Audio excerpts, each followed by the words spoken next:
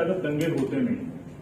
APCR और उसके पहले हम लोग जिस कोलैबोरेटिव में काम करते थे यूनाइटेड अगेंस्ट हेट में, तो पिछले 2016 से हम लोग दंगों की फैक्ट फाइंडिंग कर रहे हैं। और दंगे अब जो है वो देश में होते नहीं हैं, क्योंकि जब दंगे होते हैं तो दंगों के बाद का एनवायरनमेंट बिल्कुल डिफरेंट होता है। 2017 में पहला दंगा जो जिसको सो कॉल्ड हम दंगा कम्युनल वायलेंस कहते हैं, वो कासगंज में हुआ और वो कासगंज में मालूम चला था कि RSS ने कई सारी ऑर्गेनाइजेशंस नई बनाई हुई थी और उनकी ऑर्गेनाइजेशंस के एक ग्रुप में, इसमें 300-400 लोग शामिल थे, उन्होंने मुसलमानों की एक नई कॉलोनी अब्दुल हमीद नगर पर अटैक किया था और उस अटैक में उनके ही एक लोग की जान गई थी जिसका नाम ध्रुव गुप्ता था। उसके बाद 2018 मार्च 19 और 30 में बिहार में 10 जगह दंगे हुए।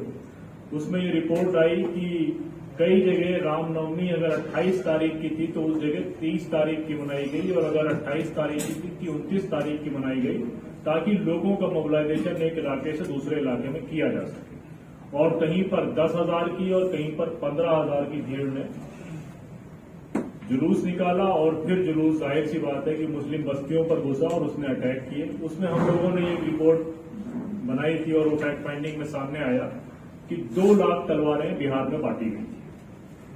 उसके बाद हमने पिछले से पिछली रामनवमी में देखा राजस्थान के करौली में, मध्य प्रदेश के खरगोन में, उसके अलावा गुजरात के हिम्मतनगर में। ये रामनवमी में एक साथ ये एक्सपेरिमेंट किया गया कि रामनवमी के जो जुलूस थे, उन जुलूस को जो ट्रेडिशनल रास्ते से जाते थे, जो उनके सालों से रास्ते तय थे, उन रास्तों से जो जाते थे, उन रास्तों से वो जुलूस नहीं गए, बल्कि उनको डाइवर्ट करके मुस्लिम बस्तियों में डाला गया, जिसमें जहांगीरपुरी दिल्ली भी शामिल थी। और वो टाइमिंग ऐसी रखी गई कि असर की नमाज या मगरिब की नमाज के आसपास, ताकि मुसलमान जब मस्जिद में मौजूद हों, अफ्तार के लिए मौजूद हो, रमजान का महीना था, तो वहां पर नारेबाजी की जाए, कोई मंदिर के अंदर मस्जिद में जाके झंडा लगाए, जिसके नतीजे में क्लैश हुआ। उसके बाद हमने ये देखा कि मेवात में एक यात्रा निकलती है जो बहुत सालों से निकल रही है। वो सप्त कोसी यात्रा में मेवात के जो ब्रज के इलाके हैं उसमें निकलती है और मेवात के लोग इस बारे में मशहूर हैं कि मेवात में सप्त कोसी की यात्रा का मेव मुसलमान ज्यादा स्वागत करता है बिलमुकाबले हिंदू। वो अपने घर को खोलता है, शरबत पानी का इंतजाम करता है, दूध का इंतजाम करता है, पंखे लगाता है, गद्दे और बिस्तर लगाता है। जब ये दंगे मेवात में हो रहे थे तो सप्त कोसी यात्रा का उसी तरह से स्वागत मेव मुसलमान कर रहे थे। और जो ये यात्रा, जिसको दंगा यात्रा कहना चाहिए, ये यात्रा कोई ट्रेडिशनल यात्रा नहीं, ये 2021 में यात्रा शुरू करी गई। और हम सबको मालूम है कि ये पिछले 2022 में जब ये यात्रा निकली है तो इस यात्रा में एक मजार को तोड़ा गया था और छोटा मोटा कन्फ्रंटेशन हुआ था। तो अब अगर किसी का पास्ट ही वायलेंस के साथ में है तो ये पुलिस ये कैसे कह सकती है कि वो प्रिपेयर नहीं थी? सबको ये बात मालूम थी। हम जब रमजान भाई के पास उस दिन गए तो हम लोगों ने पहली बात ये करी कि अगर ये मोनू मानेसर के और बिट्टू बजरंगी के वीडियो नहीं आते तो हम ये मान के चलते हैं कि मेवाती इतना सहनशील है कि वो गालियां सुनते हुए इस यात्रा को जाने देता। ये हम सब मान रहे हैं। उसके बाद 27 तारीख और 26 तारीख और 28 तारीख को बिट्टू बजरंगी और मोनू मानेसर के वीडियो आए और उस वीडियो आने के बाद पूरे शहर में तनाव का माहौल बना, जिसकी इंफॉर्मेशन खुद आईबी डिपार्टमेंट ने सेंट्रल पुलिस को दी। खुद डिप्टी चीफ मिनिस्टर हरियाणा ये कह चुके हैं कि मुझको उस दिन में ही मालूम चल गया था मॉर्निंग आवर्स में कि आज कुछ हो जाएगा, तो मैंने ये इन्फॉर्मेशन सुबह उठते ही आईबी चीफ को दी। अब अगर इतने इंटेलिजेंस इनपुट के बावजूद पुलिस कुछ कर नहीं रही है तो उसके पीछे की वही सारी पॉलिटिक्स है जो डॉक्टर साहब अभी बता रहे थे। इस देश में जितनी भी भाजपा की सरकारें हैं, सबसे अलोकप्रिय अनपॉपुलर गवर्नमेंट अगर कोई है तो वो हरियाणा की गवर्नमेंट। हरियाणा के उस चीफ मिनिस्टर को किसी कमरे में बंद होना पड़ता है अपने ही लोगों से मिलने के लिए। 8-8 घंटे कमरे में बंद रहने के बाद उनको रेस्क्यू कराया जाता है। कई जगह हमने ये रिपोर्ट देखी कि उनका हेलीकॉप्टर लैंड नहीं हो पाया और उनको वापस जाना पड़ा। तो इस एंटी इनकम्बेंसी को कन्वर्ट करने के लिए मेवात के दंगों की साजिश रची गई है।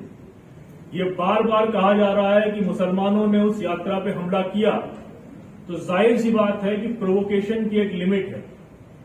लेकिन दूसरी तरफ आप उसको थोड़ा सा बैलेंस ओपिनियन के साथ देखने की कोशिश करें।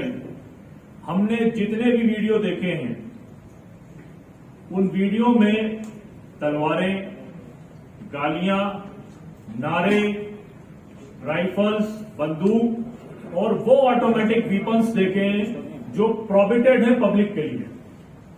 लेकिन हमने अभी तक कोई ऐसा वीडियो नहीं देखा जिसमें कोई राइफल लिए हुए मेवात के मुस्लिम नौजवान नजर आए।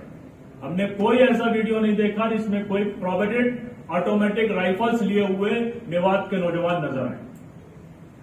अगर उनके वीडियोस हमने 2-4 जो देखे हैं वो देखे लाठियों के, डंडों के, और अगर ये पुलिस कह रही है तो हम उसकी भी थ्योरी मान लेते हैं कि वो कंट्री मेड पिस्टल्स वहां पर मौजूद थे।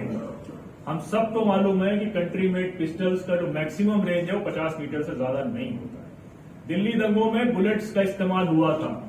हर हॉस्पिटल में आपको बुलेट इंजरीज के केस नजर आ रहे थे। अगर कंट्री मेड पिस्टल्स यहां पर इस्तेमाल हुई थी तो बुलेट इंजरीज के पेशेंट अस्पतालों में जाने चाहिए, उनकी एमएलसी होनी चाहिए, वो कहीं नजर नहीं आया।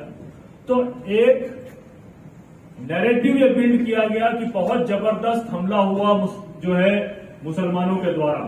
अब मुझे अभी तक ये बात समझ में नहीं आई कि एक तैयारी के साथ जिसकी लगातार तैयारी हुई, तलवारें इकट्ठा करी गई, पेट्रोल इकट्ठा किया गया, शराब की बोतलें इकट्ठा करी गई, ऑटोमेटिक राइफल्स इकट्ठा की गई, और उनकी पिटाई वो लोग कर देते हैं जिनके पास कोई वीपन्स नहीं है, जिनके पास पत्थर और लाठियां हैं। इस नैरेटिव को उससे कनेक्ट करिएगा कि शाम के टाइम ये खबर आई कि जो यात्रा में लोग जा रहे थे वो होस्टेज हो गए हैं मंदिर के अंदर, लेकिन मंदिर के पुजारी ने उसको रिफ्यूट किया।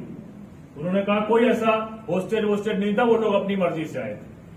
तो ये जो वायलेंस लू में हुआ है ये सिस्टमैटिक वायलेंस है, और ये मालूम था सबको कि इस तरह का वायलेंस का एनवायरनमेंट अगर क्रिएट किया जाएगा तो उसका ट्रेल होगा। उस ट्रेल के नतीजे में पलवल में हमले होंगे, उस ट्रेल के नतीजे में सोहना में हम मस्जिदों पर हमले होंगे, उसके नतीजे में सोहना में वायलेंस होगा, उसके नतीजे में जो है पानीपत में मस्जिद में हमला होगा, उसके नतीजे में रोहतक में मस्जिद में हमला होगा, जिससे पूरे स्टेट में जो एंटी इनकम्बेंसी की बात कर रहा था अब वो एंटी मेवात, और एंटी मेवात का मतलब है एंटी मुसलमान बात, उसका नैरेटिव ये है। और फिर वो सरकार जो योगी से अपना इंस्पिरेशन लेती है, जिस मॉडल की बात करती, फिर वो सरकार आई, वो सरकार जो एक्शन नहीं ले पा रही थी 30 और 31 तारीख को, 28 तारीख की रिपोर्ट मिलने के बावजूद फिर वो सरकार दिखाती है कि हमने तुम्हारी पिटाई का कैसे बदला लिया। ये पूरे स्टेट को मैसेज जाना चाहिए। मेवली गांव में वहां मुझे लोगों ने बताया कि सुबह 4 बजे हमारे यहां पुलिस आई। तो हमने पूछा कितनी पुलिस आई, तो उन्होंने कहा जी 20 तो जीप थी और 4 बसें थी। तो 20 जीप और 4 बसेस से आप कैलकुलेट कर लीजिए कि किस तरह पूरे गांव को होस्टेज बनाया गया होगा। तो मुझे तो नहीं, ये तो उस मंदिर के पुजारी ने रिफ्यूज किया कि जो है यहां पर कोई होस्टेज नहीं बनाया गया, लेकिन उस गांव के लोगों ने यह बात कही कि सुबह 4 बजे हमको होस्टेज बना लिया गया, हमारा बच्चा अगर कच्चे में सो रहा था तो उसको कच्चे में उठाकर लेकर आए। रिक्वेस्ट करी गई लेकिन कुछ नहीं हुआ। एक फैमिली, और दूसरा ये टारगेटेड वायलेंस इसलिए है कि जिस मेवली गांव का अगर मैं जिक्र कर रहा हूं तो वहां पे जो सबसे बड़ा चौधरी है, जो सबसे प्रोमिनेंट आदमी है, 9 आदमी उसकी फैमिली के उठाए गए, जिससे ये मैसेज दिया जाए कि आपकी कम्युनिटी का जो सबसे प्रोमिनेंट आदमी है उसका बैकबोन हमने क्रश कर दिया है। तो जो छोटे लोग हैं तो वो तो सोच ही नहीं सके कि जस्टिस कहां से डिलीवर होगा। मुरादाबाद में 5 बजे पुलिस पहुंची है, जितने लोग सोते हुए दिखाई पड़े हैं वो उठा लिए गए। तो इस तरह की कार्रवाई हुई फर्स्ट राउंड में पुलिस के जरिए। वो पुलिस जो रात तक मौजूद नहीं थी, वो सुबह 5 बजे और 4 बजे लोगों को उठा लेती है। फिर आप ये दोनों हजरात और इनके साथ में लोकल है मेरे और कुछ लोग गए, तो 100 लोग वहां पर छोड़े गए। जो 100 लोग छोड़े गए हैं, उनका एक जो स्टेटमेंट्स हैं, वो हमारे डर के वो बात नहीं कर रहे हैं, ऑफ द रिकॉर्ड बात कर रहे हैं, और ऑफ द रिकॉर्डिंग मैं कोट कर रहा हूं। उनके ये स्टेटमेंट्स हैं कि उन सब के साथ कस्टोडियल टॉर्चर हुआ, उन सब की पिटाई हुई और बहुत जबरदस्त तरीके से पिटाई करी गई। तो ये अगर कोई कह रहा है कि ये पुलिस की विफलता है, हालांकि रिपोर्ट में भी हम यही कह रहे हैं, लेकिन हमको ये बात समझना चाहिए कि ये पुलिस की सफलता है। जिस दंगे को वो कराकर एक मैसेज देना चाहते थे, और दंगे के बाद जिस तरह से पुलिस ब्रुटलिटी का वो मैसेज देना चाहते थे, उसमें उनका सक्सेस है। उनका फेल्योर्स उनकी ड्यूटी पर है, लेकिन उनका सक्सेस उनके पॉलिटिकल मास्टर्स ने जो उनको ड्यूटी दी थी उस पर है। अब आप उसको वहां की जो वल्नरेबिलिटी है उसको ऐसे इमेजिन कीजिए कि एक जगह मेडिकल कॉलेज है, उसके सामने दुकानें हैं, दुकानें सारी टूट गई हैं और वहां पर स्टॉक लगा है, यानी कि मेडिकल स्टोर्स में जो मेडिसिन है वो जमीन में पड़ी हुई है। वो जमीन में जो पड़ी हुई मेडिसिन है उनकी कीमत 5 लाख से 25 लाख रुपए के बीच में स्टॉक की। लेकिन घर का लड़का, घर का आदमी, मेल मेंबर्स हमारे डर के गिरफ्तारी के वहां से गायब। तो वो जो महिलाएं घर की हैं, वो दुकानों के पास बैठी हैं कि अगर हम शायद किसी तरीके से अपने इस स्टॉक की हिफाजत कर लें। दुकान तो चली गई, शायद स्टॉक बच जाए। तो ये वल्नरेबिलिटी है, और उस स्टॉक के बीच में भी बुलडोजर पहुंच रहा है, उससे अपनी मर्जी की कुछ एक मार रहा है, एक डंक मार रहा है और उसको बेबर्बाद कर रहा है। तो इस लेवल की वल्नरेबिलिटी है। हम सबको मालूम है कि जो बुलडोजर का मॉडल है, उसमें हर जगह, जो इलाहाबाद में हमने देखा जावेद मोहम्मद साहब के घर पे, कि उनके यहाँ बैक गेट पे नोटिस डाला गया, मकान जो है वो परवीन फातिमा के नाम था और जावेद मोहम्मद साहब के नाम पे नोटिस भेज के मकान गिराया गया। तो फर्स्ट राउंड पे 30/6 के कुछ नोटिस चिपकाए गए और कुछ दिखाए गए, लेकिन उसके बाद में जब पॉलिटिकल मास्टर्स से उनको पूरी खुली छूट मिली पुलिस को, तो फिर किसी नोटिस की कोई जरूरत नहीं। 240 जो क्लस्टर्स थे, छोटी छोटी झुग्गियां थी, वो सिर्फ तावड़ू में थे, जहां पर बंगाल के और आसाम के मार्जिनलाइज सेक्शन के लोग रह रहे थे, उनको तोड़ा गया। 40 दुकानें तावड़ू में तोड़ी, वो मेडिकल कॉलेज के पास में तोड़ी गई। अब उस 40 दुकान में कल को आप ये कहेंगे कि सब मुसलमानों की दुकानें तोड़ी गई, तो वहां पर एक भास्कर की मेडिकल स्टोर की दुकान थी, वो भी इसीलिए तोड़ दी गई, और एक दुकान और थी। 2 दुकानें वहां पर नजर आई जो नॉन मुस्लिम्स ऑपरेट कर रहे हैं। लेकिन ओवरऑल सिचुएशन आपके सामने है कि 700 के आसपास स्ट्रक्चर्स, छोटे बड़े रेस्टोरेंट्स, वो तोड़े गए। और जिस तरह से कोर्ट ने सुओ मोटो लेकर इस पूरे प्रोसेस में अपनी बात रखी है, तो ये तो पूरे सिस्टम को निशाना बनाया है। अगर कोई, हालांकि अब ये इस दौर में मणिपुर के जो चीफ मिनिस्टर हैं, उन्होंने साबित किया कि अगर सैकड़ों लोग भी मर जाएं तो इस्तीफे देने का सवाल नहीं उठता। लेकिन सुओ मोटो जजमेंट जो आया है पंजाब एंड हरियाणा हाईकोर्ट चंडीगढ़ का, अगर वो कोई शर्म वाला चीफ मिनिस्टर होता तो वो चीफ मिनिस्टर अब तक रिजाइन कर चुका होता। उसने पूरी उस एडमिनिस्ट्रेशन की कैपेसिटी पर डाउट किया और ये कहा कि तो तहरीक क्लीनिंग थी। अब अगर हम गुड़गांव की बात करें, तो गुड़गांव की जो कमिश्नर थी, उनसे कई लोगों की बात हुई जो यहां बैठे हैं। हमारी जब उनसे 1-to-1 मीटिंग हुई तो उन्होंने हमसे कहा कि हम एंटीसिपेट नहीं कर रहे थे। तो हमने उनसे ये कहा, मैम, ये तो सबको मालूम था कि जो लोग गए हैं वो गुड़गांव, वे मेवात के नहीं है उस रैली में, या तो वो गुड़गांव के हैं, या वो सोहना के हैं, या दूसरे इलाकों के हैं, बल्कि ज्यादा नंबर उनमें गुड़गांव का है। और जब वो वापस आएंगे तो कुछ ना कुछ करेंगे, तो आपने कैसे एंटीसिपेट नहीं किया? तो उन्होंने कहा हमारी पुलिस जो है वो 70% पुलिस जो है वो हमारी नू चली गई। एक तरफ पुलिस का वर्जन ये है, नू पुलिस का, कि हमारे पास मैन पावर कम था इसलिए वायलेंस हो गया। दूसरी तरफ गुड़गांव पुलिस ये कहती है कि हमारी पुलिस नू में ट्रांसफर हो गई थी, इसलिए हमारे पास मैन पावर कम था, तो हर मस्जिद में हम 1 या 2 आदमी कोई दे पाए या आदमी नहीं दे पाए, जिसके नतीजे में एक बच्चा शहीद हो गया जिसका भाई हमारे बराबर बैठा हुआ। मस्जिद में आग लगा दी गई। उसके बाद तो वो जो एंटीसिपेशन की बात है, ये तो बेसिक सेंस सबके पास में है। तो अगर अब उसी पुलिस के ऑफिसर से अगर हम ये पूछें कि अगर आप एंटीसिपेट नहीं कर रहे थे तो सीआरपीएफ का कैंप भी है, दूसरी सेंट्रल रिजर्व पुलिस फोर्सेस भी हैं, आपने उनसे रिक्वेस्ट तो नहीं करी। तो ये पूरा जो एनवायरमेंट है पॉलिटिकली मोटिवेटेड है, पॉलिटिकली ओरिएंटेड है। इसमें 100% पुलिस का रिस्पॉन्सिबिलिटी है। जो एक फेक नैरेटिव बिल्ड किया जा रहा है, अभी तक किसी भी मामले में जो आपने किसी भी एफआईआर में आपने ये देखा होगा, मोनू मानेसर पे किसी ने बात नहीं, बिट्टू बजरंगी को क्वेश्चनिंग के लिए बुलाकर छोड़ दिया गया। तो ये एक ओपन इन्विटेशन है कि इन दोनों को छोड़े रखना, कि आने वाले दिनों में फिर हरियाणा में इस तरह की कुछ इंसिडेंट्स हो सकते हैं। दूसरी एक बात वो ये है कि कोई आदमी वो बात क्यों नहीं कर रहा कि इतने हेवी वीपन्स आए और उसके बेसिस पर अगर कोर्ट सुओ मोटो हियरिंग करके और उस पर जजमेंट दे सकता है, तो पुलिस को सुओ मोटो करने पे किसने रोका हुआ है? तीसरी बात ये कि नूह के अंदर वायलेंस हुआ और उस वायलेंस की शुरुआत यात्रा में गए हुए लोगों ने की। जो लोग यात्रा को साइड से ओवरटेक कर रहे थे, पहले उनकी पिटाई करी, गाड़ियों को तोड़ा, और नूह के लोगों के पास गाड़ियों के तोड़ने के वीडियो ऐसे भी मौजूद हैं जिसमें पुलिस वाले यात्रियों के साथ में मिलकर गाड़ियों को तोड़ रहे हैं।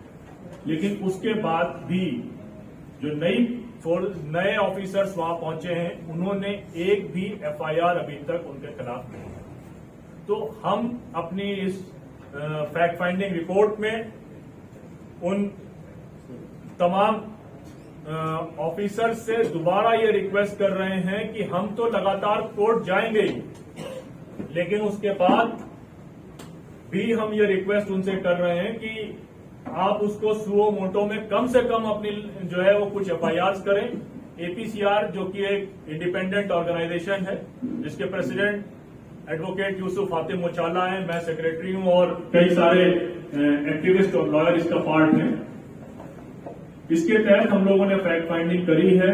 कुछ पिटीशंस हमने कोर्ट में डाली हुई हैं। आने वाले दिनों में कुछ पिटीशंस और भी डालेंगे। हमारी टीम के कुछ लॉयर्स आज भी नूह में मौजूद हैं।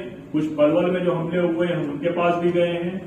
दूसरा, जो इमाम साहब और इमाम साहब के साथ जो उनके साथी घायल हुए थे, जो गुड़गांव के एक हॉस्पिटल में आईसीयू में एडमिट है, जिनका इलाज चल रहा है, इन दोनों के बिहाफ पर भी हम पिटीशन फाइल करेंगे। और सबसे बड़ा सवाल यह है कि जब शाम के वक्त चीफ मिनिस्टर खट्टर ने अपनी प्रेस कॉन्फ्रेंस करी, तो अपनी प्रेस कॉन्फ्रेंस में उन्होंने ये ब्रीफ किया कि जो लोगों की गाड़ी का नुकसान हुआ है हम उनको इतना कंपनसेशन देंगे, जो यात्रा में गए हुए यात्री थे उनको घायल हुए हम उनका इतना कंपनसेशन देंगे। लेकिन गुड़गांव में जो कंपनसेशन की बात थी उसको उन्होंने पूरा वाइप आउट कर दिया। तो गुड़गांव के कंपनसेशन के बारे में आप लोगों से भी रिक्वेस्ट है कि बात करें, लिखें। अब उसका साइड इम्पैक्ट किस तरह से है? एक इमाम के जो भाई साहब हमारे साथ बराबर बैठे हैं, ये वहीं पर ट्यूशन पढ़ाते थे, उसी सेक्टर के बराबर में 54 में ट्यूशन पढ़ाते थे। अब इनके भाई को मार दिया गया, कुछ लोग अरेस्ट कर लिए गए जिनके खिलाफ पंचायत चल रही है, इनको छोड़ो। अब इनकी पोजीशन ऐसी नहीं है कि ये गुड़गांव में दोबारा जाकर अपने एम्प्लॉयमेंट को शुरू कर सके। तो जाहिर सी बात है ये अनएम्प्लॉयड है। तो इनके रोजगार की जिम्मेदारी देने की भी हरियाणा सरकार की है, और साथ में जो जाने गई हैं, जो नुकसान हुआ है, उसके भी कंपनसेशन देने की जिम्मेदारी है। तो हम लोग ये रिक्वेस्ट आज के इस मीटिंग में और इस रिपोर्ट से भी ये कर रहे हैं कि उनको कंपनसेशन दिया जाए, और जो फैमिली किन है उनको नुकसान जो हुआ है उनका कंपनसेशन दे और उनको नौकरी दे। और इसी के साथ साथ जो जिस दिन गुड़गांव का वाकया हुआ था, उस दिन जो ट्रेन में एक्सीडेंट हुआ था, उसमें जो मधुबनी और जयपुर के लोग मारे गए थे, उनके बारे में भी कोई कंपनसेशन का डिस्कशन नहीं हुआ। 35 लाख रुपए आरपीएफ ने अपने आदमियों को अनाउंस किया, लेकिन बाकी लोगों को अभी कोई कंपनसेशन नहीं मिला। तो ये ओवरऑल सिनेरियो आपके सामने है। और इस पूरी रिपोर्ट में एक बात यह है कि हरियाणा पुलिस ऑफिशियली फेल करी है, जिसकी वजह से दंगे हुए हैं। अनऑफिशियली हरियाणा पुलिस सक्सेसफुल रही है अपने पॉलिटिकल मास्टर्स के मिशन को सेटल करने में, जिसके नजदीक बहुत अच्छे से उन्होंने दंगे कराए। है।